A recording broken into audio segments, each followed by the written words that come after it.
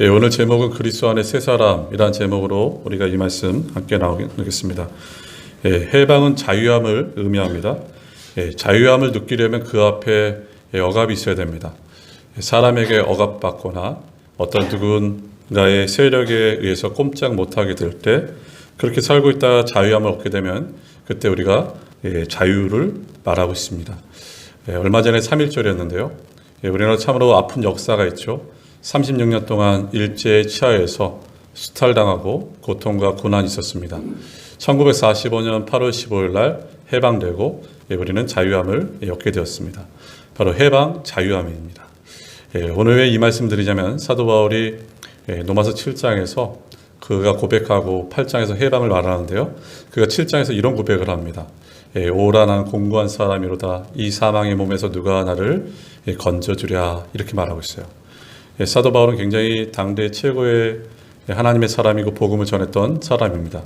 그런 사람에게 어떤 문제가 있었냐면 이런 고민이 있었죠. 제 문제와 정제 문제가 그에게 있음을 보게 됩니다. 우리가 예수 그리스도를 믿고 나면 이런 현상이 일어납니다. 우리는 우리 안에 이제 예수 그리스도를 믿음으로 새 사람이 되고 새로운 피조물, 새로운 본성을 갖게 됩니다. 또 한편에는 옛 자아, 옛 본성이 있어요. 죄의 법을 쫓아가고 사망의 열매를 맺는 옛 자아. 그래서 이 두 자아가 충돌을 합니다. 새 본성과 또 옛날의 그 본성들이 충돌을 해서 신앙이 깊어지면 깊어질수록 이런 고백이 나옵니다. 오라 나는 공고한 자로다. 이 사망의 몸에서 누가 나를 건져주랴. 그때 성령님께서 말씀하시죠. 내가 건져주겠다 이것이요. 로마서 8장은 소위 성령장이라 이렇게 말하고 있어요.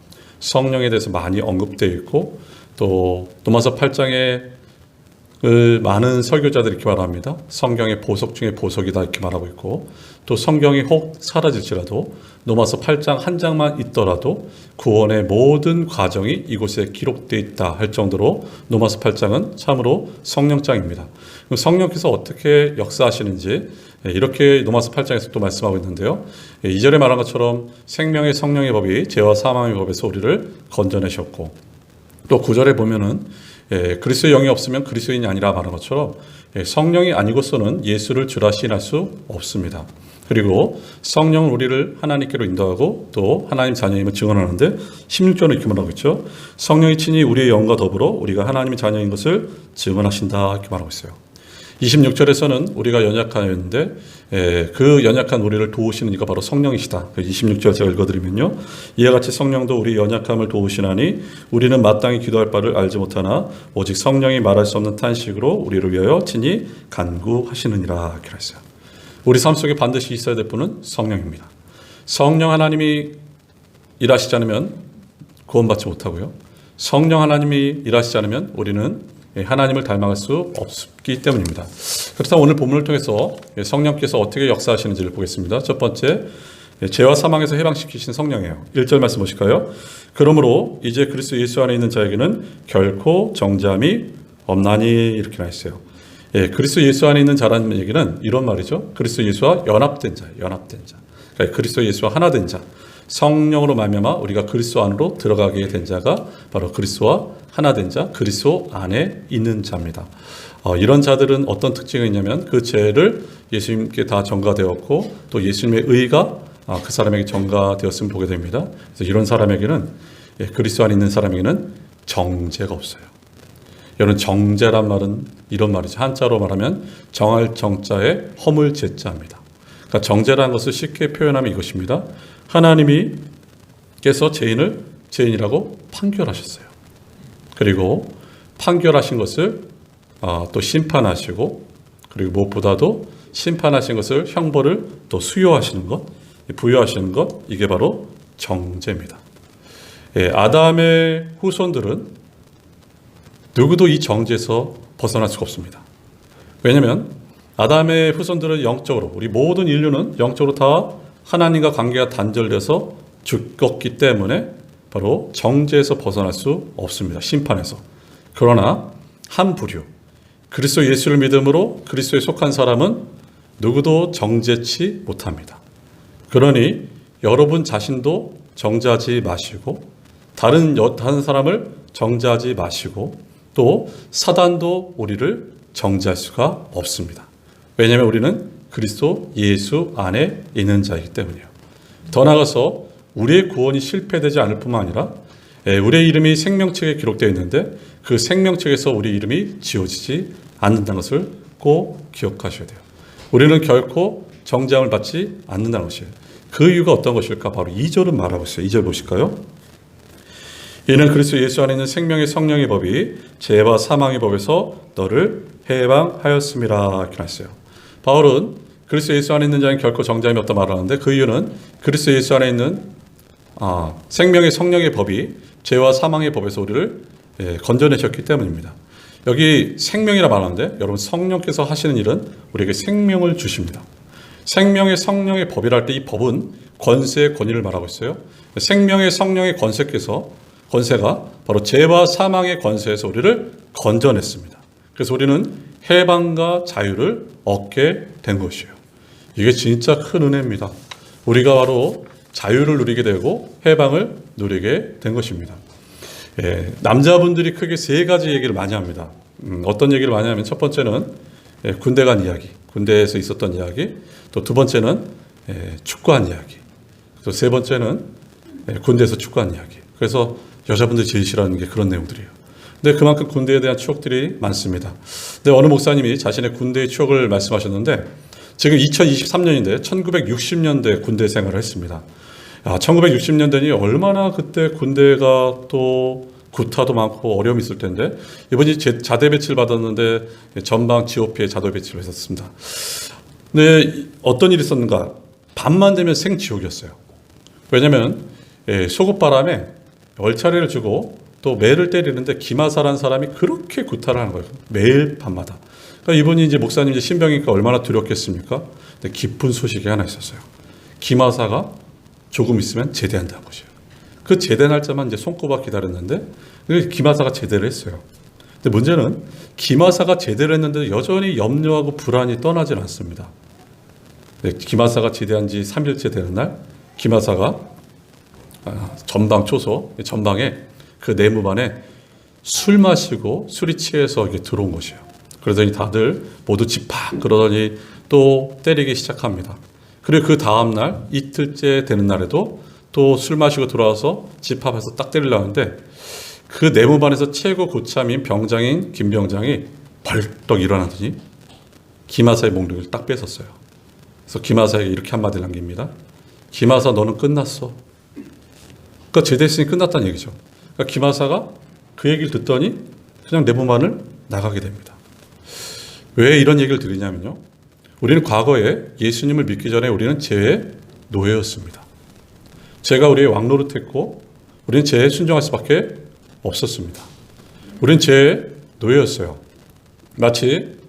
죄가 마치 폭군이나 노예 주인처럼 우리를 막 이리 끌고 저리 끌고 막 그렇게 다녔습니다. 우리는 거기에 마지못해 순종할 수밖에 없었던 자들이 바로 저와 여러분들이었어요. 하지만 오늘 성경 말하고 있습니다.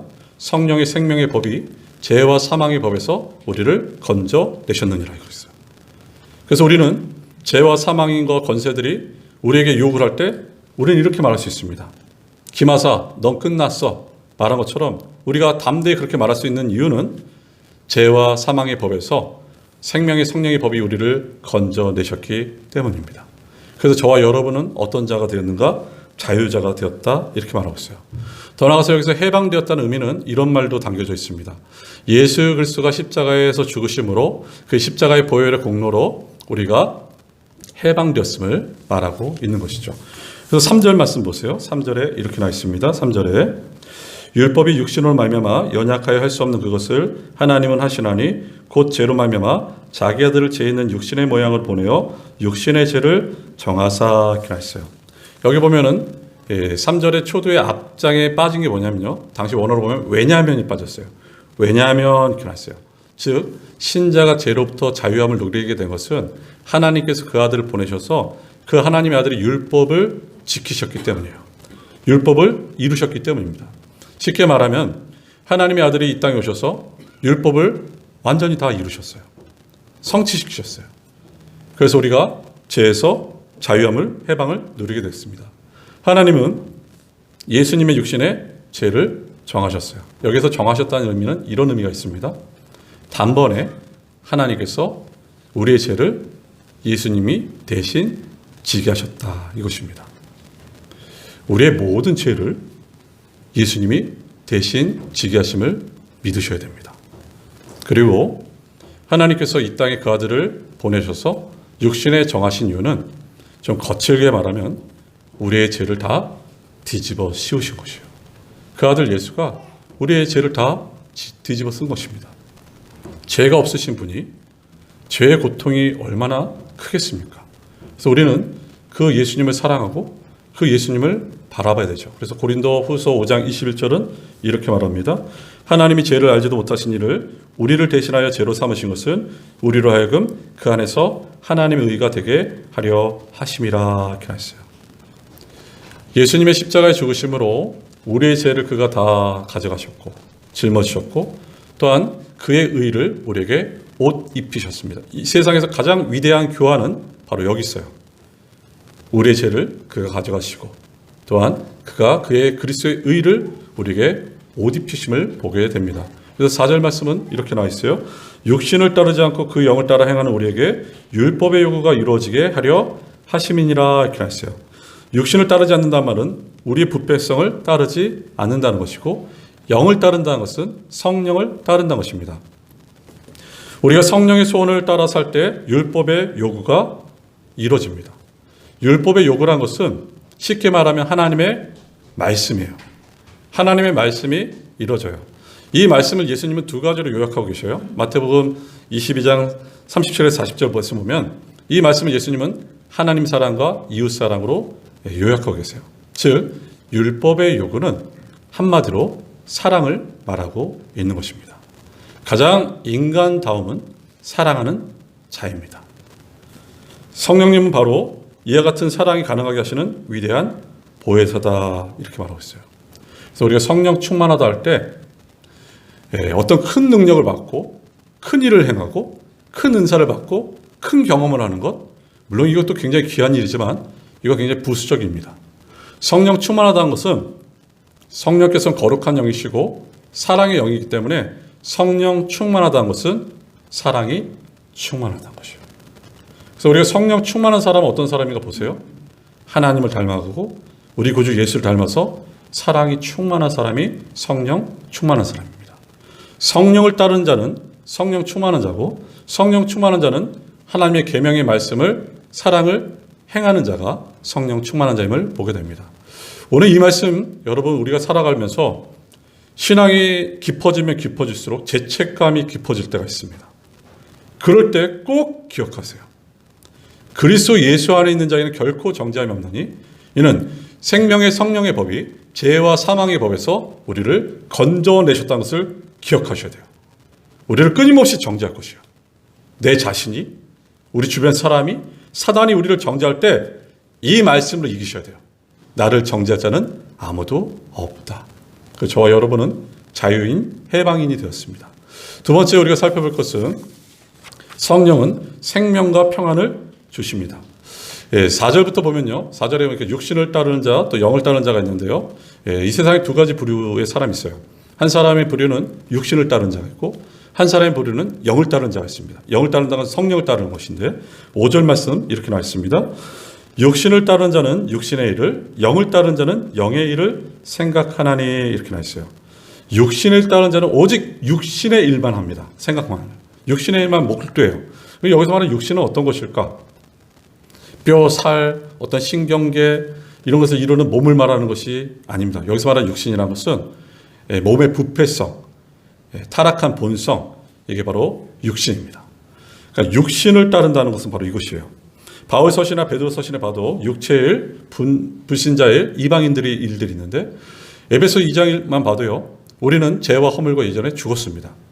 죄와 허물로 죽은 자들은 특징이 어떤 것인가? 육신을 쫓아요. 세상의 풍속을 쫓고 세상의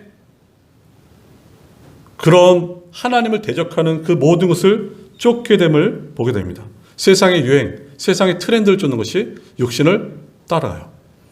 마치 뒤처질까 봐 무지무지 따라갑니다. 마귀의 지배를 받고 자기의 마음과 생각의 소원대로 행하는 것. 이게 바로 육신을 따라가는 것이에요. 그래서 이런 경우에는 이 세상에 속한 것들을 따른다. 이 세상에 속한 것들이 어떤 것인가? 요한일서 2장 16절은 말하죠. 육신의 정욕, 안목의 정욕, 이생의 자랑을 말하고 있습니다. 성령에 이끌리지 않고 말씀에 이끌리지 않은 자연인의 상태를 가끔 신자도 경험합니다. 우리도 경험해요. 어떤 경우인가 하면 젊은 분들이 이런 표현합니다. 멍 때린다. 이렇게 영어에 멍 때린다 들어보셨어요? 그냥 아무 생각 없이 그냥 멍하게 있는 것이야. 근데 그 생각이 어디로 갈까요? 어디로 향할까? 성경 공부하고 싶고, 말씀 듣고 싶고, 또 기도하고 싶고, 하나님 찾고 싶고, 이건 굉장히 중요하고 좋은 것이죠.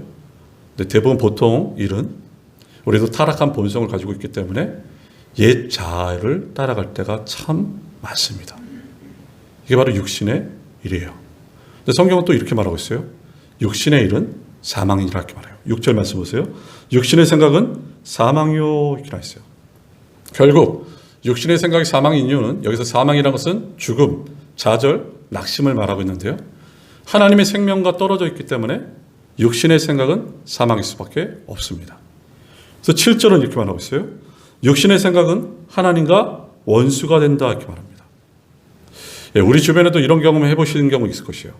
제 주변에도 우리 친지들 또 여러분 가까운 분들 중에 참 인품이 좋고 인격이 좋은 분들 계세요. 믿지 않는데 이런 분들에게 복음을 얘기하거나 하나님을 얘기할 때 갑자기 돌변한 분들 계십니다.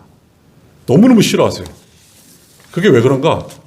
이분들의 마음 가운데는 하나님을 싫어하고 하나님 배척하는 마음이 드러나기 때문입니다. 결정적으로 불신자분들은 하나님 대한 원수된 마음과 적대감들이 드러나요. 그래서 육신의 생각은 사망인 것이고, 또한 7절 하반절을 보면 이는 하나님 법에 굴복하지 아니할 뿐 아니라 할 수도 없습니다. 있는 대로 반감을 가진 사람은 자기가 싫어하는 자의 말을 따라갈 리가 없습니다. 그래서 굴복하지 않아요. 하나님의 생각에 굴복하지 않습니다. 굴복하지 않는다는 얘기는 이런 의미겠죠. 싫어, 안 해, 못해. 더 나아가서 굴복할 수도 없습니다. 왜냐하면 인간의 본성은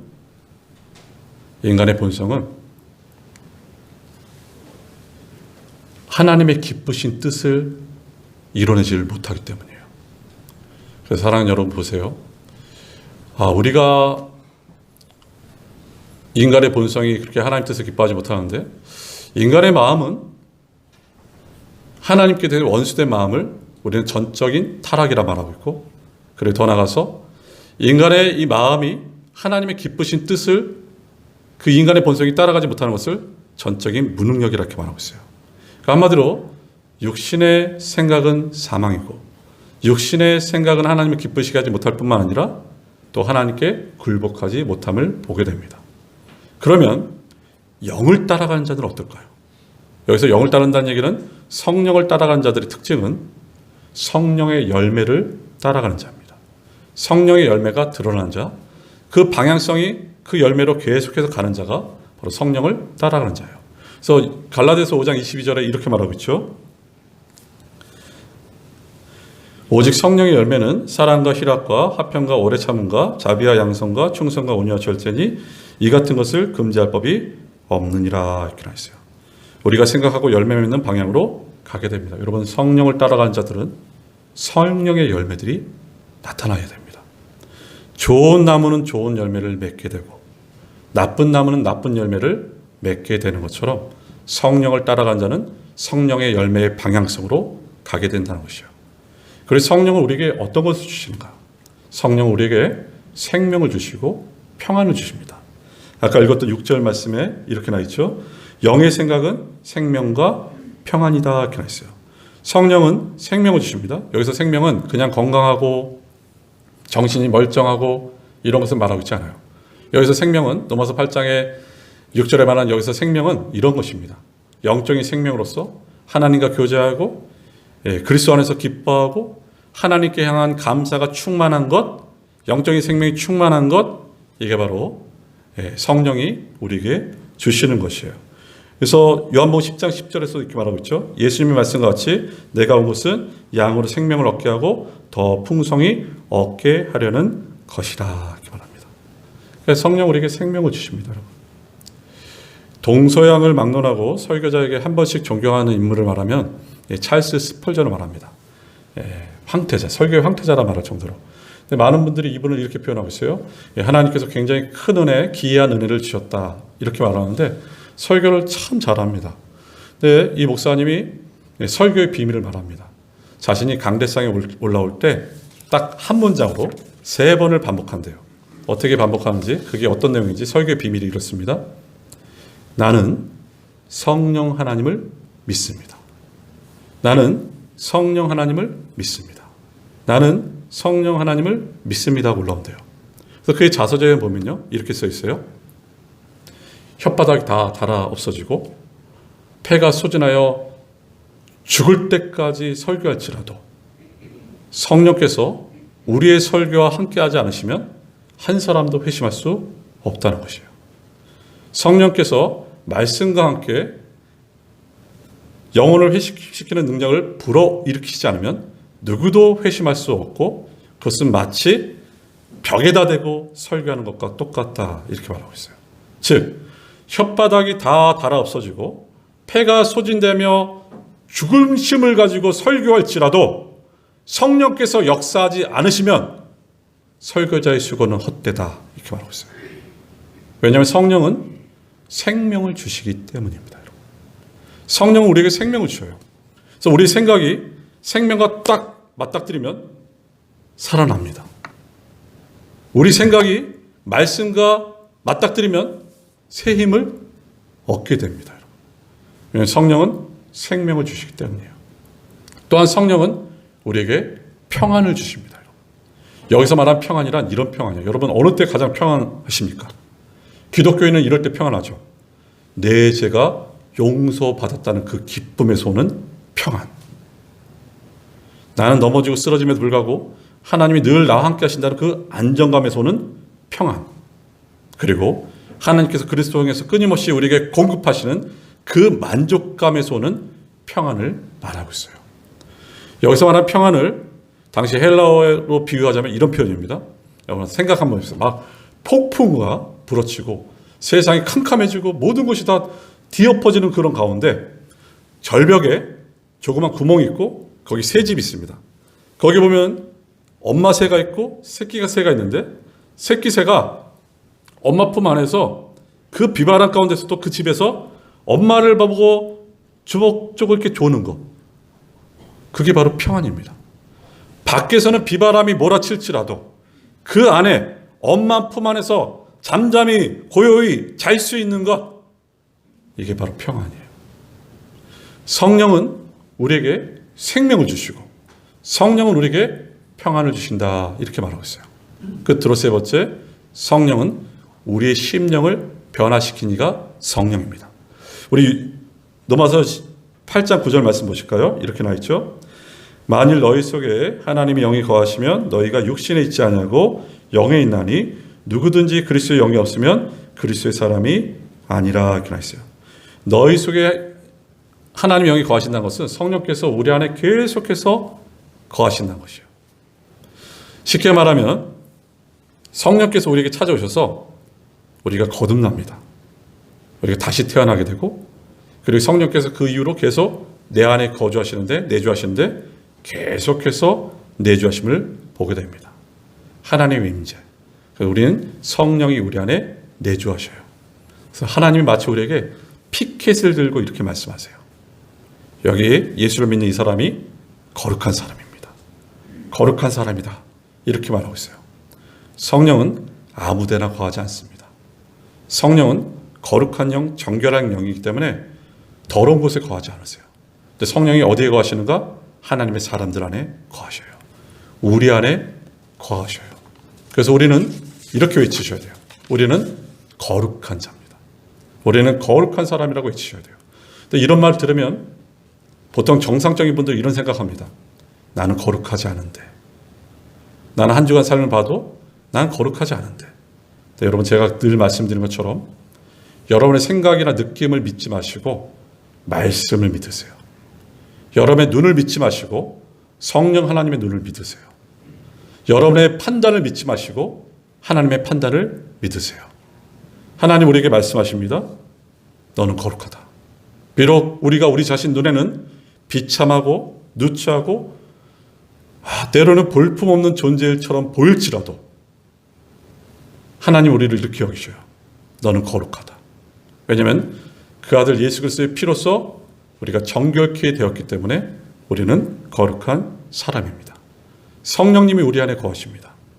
사람이 이름대로 살아야 됩니다. 토끼는 토끼처럼, 강아지는 강아지처럼, 신분에 맞게 사는 것처럼 우리는 거룩한 사람으로 사셔야 돼요. 우리의 말과 우리의 행실과 우리의 모든 것들이 하나님을 닮아가는 거룩한 사람으로 사셔야 돼요. 구원받고 자유함과 해방감을 누렸다고 막 사는 자들이 아닙니다, 여러분. 거룩한 백성으로 사셔야 돼요. 제가 참 존경하는 목사님, 그의 기도는 늘 이 기도를 빼놓지 않습니다. 하나님 거룩한 사람을 불러주셔 감사합니다. 그러면서 이렇게 기도해요. 거룩한 종 되게 하옵소서. 이게 바로 성령의 사람들이에요. 또 성령 하나님은 우리를 심령을 변화시킵니다. 이게 우리 위로죠. 실패한 자들을 다시 일으켜 세우세요. 베드로가 예수님을 그렇게 고백하고 고집했던 베드로, 주는 그리스도시요 살아계신 하나님의 아들이라고 외쳤던 베드로, 그 베드로가 예수님을 3번 부인합니다. 실패 가운데 있는 베드로. 사도 바울 보세요. 그가 자신의 열심으로 예수를 믿는 자를 핍박했던 자가 누군가? 사도 바울이었어요. 이전에 사도 바울.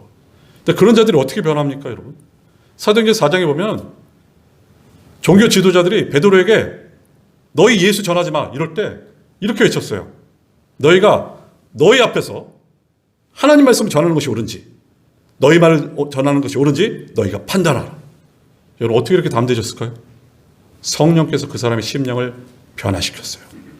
사도 바울 자기의 열심으로 예수 믿는 자를 핍박했던 자가 이렇게 고백합니다. 내가 살아도 주의 것, 내가 죽어도 주의 것, 오직 예수 예수 예수. 뭐가 이렇게 이 사람을 변화시켰습니까? 성령이 이들의 심령을 변화시킨 것이에요. 그렇다면 그 심령을 변화시킨 성령께서 지금 어디 계시냐면 우리 안에 계십니다. 우리 함께 계셔요. 그래서 우리는 이렇게 외치셔야 돼요. 나는 할 수 있다. 나는 변화될 수 있다. 하나님의 사람들은 희망적인 사람들입니다. 하나님의 사람들은 자기를 포기하지 않습니다. 나는 안 돼. 이게 아니라 나는 주 안에서 할 수 있어. 난 주 안에서 변화될 수 있어.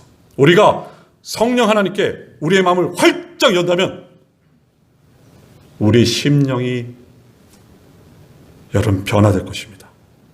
나도 그렇지만 저 사람도 변화될 것이에요. 우리가 살다가 보면 사람에게 대해 포기할 때가 있습니다. 포기하고 싶은 마음. 내 자신도 그렇고 정말 저 사람도 정말 안 변한다. 이렇게 포기하고 싶은 마음이 들 때가 있어요. 네, 여러분 오늘 이 말씀 보세요. 사람은 변화할 수 있습니다. 세상은 사람들을 향해서 이렇게 말합니다. 사람은 절대 변할 수 없다. 아니요. 사람은 변할 수 있어요. 정말 그 사람이 믿는 사람이라면 성령이 그 안에 내주하시고 성령께서 그 사람을 변화시킵니다. 도무지 변화될 것 같지 않은 사람도 그 사람이 예수를 믿는 사람이라면 성령의 내주하심으로 성령께서 그 사람을 변화시킬 것입니다. 느낌을 믿지 마시고 말씀을 믿으셔야 돼요. 11절 말씀 보세요. 끝으로 11절에 예수를 죽은 자 가운데서 살리신 이의 영이 너희 안에 거하시면 그래서 예수를 죽은 자 가운데서 살리신 이가 너희 안에 거하시는 그의 영으로 말미암아 너희 죽을 몸도 살리시리라 하기라 했어요. 너희 죽을 몸도 살리시리라. 그래서 예수를 죽은 자 가운데서 성령께서 살리신 것처럼 너희 죽을 몸도 살리시리라. 이 얘기는 이것입니다. 예수님이 그분의 때에 재림하실 때 너희 죽은 몸도 살리실 거라는 것은 우리 몸이 부활할 것을 말하고 있어요. 우리가 승리할 것이고 우리가 이길 것이고 우리가 살아날 것임을, 우리 몸이 부활할 것임을 말하고 있는 것입니다. 여러분, 그런 능력을 가진 성령께서 저와 여러분을 변화시키지 못하시겠습니까? 저와 여러분을 충분히 변화시키는 이가 성령의 능력입니다. 하지만 안타까운 것은 우리가 이 성령의 능력을 잘 모릅니다. 그래서 성령 하나님을 인정하지도 않고 묻지도 않아요. 마치 이런 것 같아요. 너무너무 가난한 집에 살고 있는데 그 집 아래에 석유가 무지무지 많게 매장되어 있다 생각했어요. 근데 그것을 모른 채 가난한 채 살고 있는 것이 어떻게 보면 저와 여러분의 모습일 때가 있습니다. 오늘 말씀을 정리하면 이렇습니다. 성령께서는 생명을 주셔요. 성령께서는 그 생명의 성령의 법으로 죄와 사망의 법에서 우리를 건져내시고, 성령께서는 생명과 평안을 주십니다. 성령께서 일하셔서 우리 영혼이 거듭났고, 성령께서 일어나셔서 예수님 재림하실 때 우리 죽을 몸이 다시 부활할 것입니다. 그렇다면 저와 여러분이 구할 것은 어떤 것인가? 내 자신과 우리 가정과 우리 교회가 정말 성령 충만하기를 구하셔야 돼요. 성령의 지배를 받고 성령을 따르고 성령의 열매를 맺는 교회. 이것이 바로 성령을 따르는 우리의 삶입니다. 우리 함께 기도하겠습니다.